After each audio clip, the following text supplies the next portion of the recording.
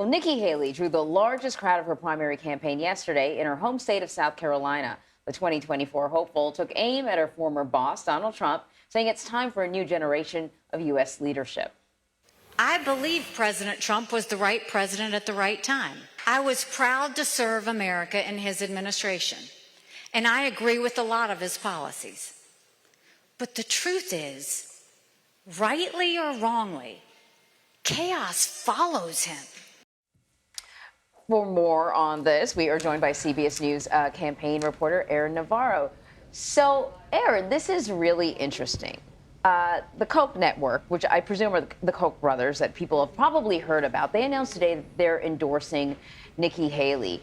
I want you to kind of give us some background, though, on the Koch brothers, because if I recall, you know, these are major Republican boosters, but they kind of started to scale back how much money they were giving to candidates because they didn't like so much their options. And now it looks like they are endorsing with their money Nikki Haley. So tell us about who they are and why this is significant.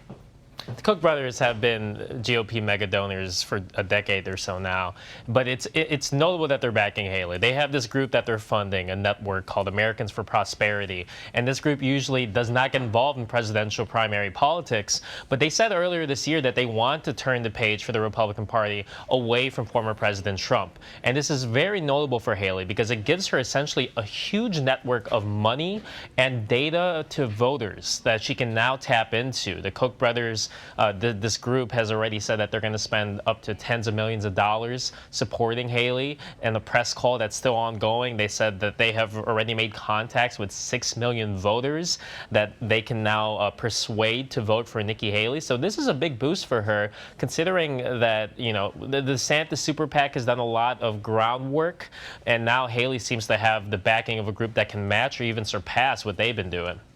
I think we should point out that I believe one of the Koch brothers has passed away, but everyone gets the gist. They've got deep pockets and they support Republican candidates.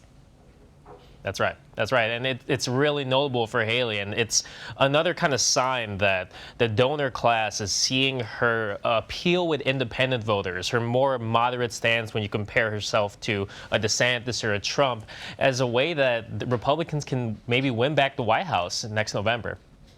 So can you get into the arguments that Haley is now making against former President Trump? Because she had been reluctant. Most of the candidates running for the Republican nomination had sort of skirted the issue of criticizing the former president. What's she saying now?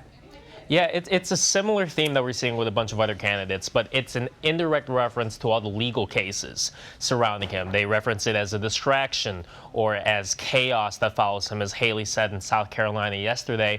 But they don't get into the specifics of his attempts to overturn the 2020 election or the classified documents case.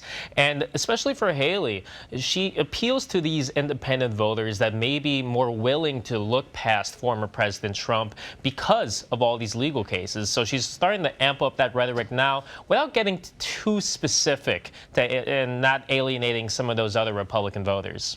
So New Hampshire Governor Chris Sununu has not yet endorsed a GOP candidate, though. What impact could an endorsement from him have on the race? And I don't know, does he typically sort of sit it out until the last minute?